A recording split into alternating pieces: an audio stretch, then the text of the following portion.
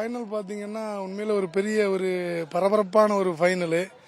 நாங்கள் எதிர்பார்க்கவே இல்லை இப்படி இந்த மாதிரி ஒரு கால்பந்து ஒரு நல்ல ஒரு தரமான ஒரு விளையாட்டு மைதானத்தில் எங்களுக்கு இந்த ஒரு வாய்ப்பை ஏற்படுத்தி கொடுத்த தமிழக அரசுக்கு நாங்கள் முதல்ல நாங்கள் நன்றியை தெரிவிச்சுக்கிறோம்.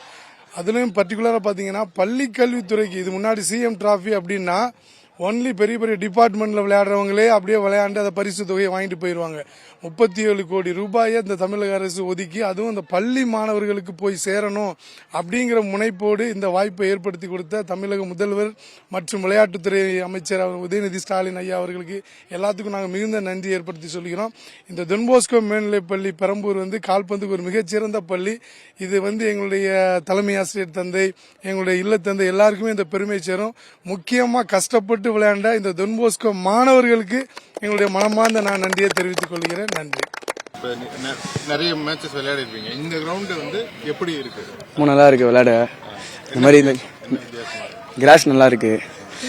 மடியில் விளையாடி தான் எங்களுக்கு பழகம். கிராஸ்ல விளையாடி பழகம் இல்லை. ரிசர்வ் விளையாடுறது ரொம்ப நல்லா இருக்கு. கிராஸ் எப்படி இந்த மடில நல்ல வித்தியாசம்? ஃபாரின்ல விளையாடுற மாதிரி இருந்துச்சு. நல்லா இருந்துச்சு. இந்த மேட்ச்ல எத்தனை கோல் அடிச்சீங்க? ஒரு கோல் இல்லை எனக்கு அடிலாம் பண்ணல. ஒரு கோல் வச்சேன். சென்னை எஃப்சி ரிசர்வ் டீம் விளையாடுற கிரவுண்டு. பட் ஆனால் இது கிடச்சது கொஞ்சம் நல்லது தான். நல்லா ஈவனாக நல்லா கிராஸ் நல்லா இப்போ தான் மெயின்டைன் பண்ணி திரும்ப கொண்டு வந்திருக்காங்க. ஸோ அதனால் நல்லா இருந்துச்சு. போன வாட்டி சிஎம் ட்ரோஃபி இந்த அளவுக்கு இன்ஃப்ராஸ்ட்ரக்சரோட பெருசாக நடத்தலை. பட் ஆனால் இந்த வாட்டி நிறைய 96 டீம்ஸ் என்ட்ரி இருந்துச்சு, ரிஜிஸ்டர் பண்ணியிருந்தாங்க. ஸோ அதனால் பக்கா நடத்தினாங்க. வின் பண்ணதில் ஸ்பெஷல் தேங்க்ஸ் டு கோச்சஸ்.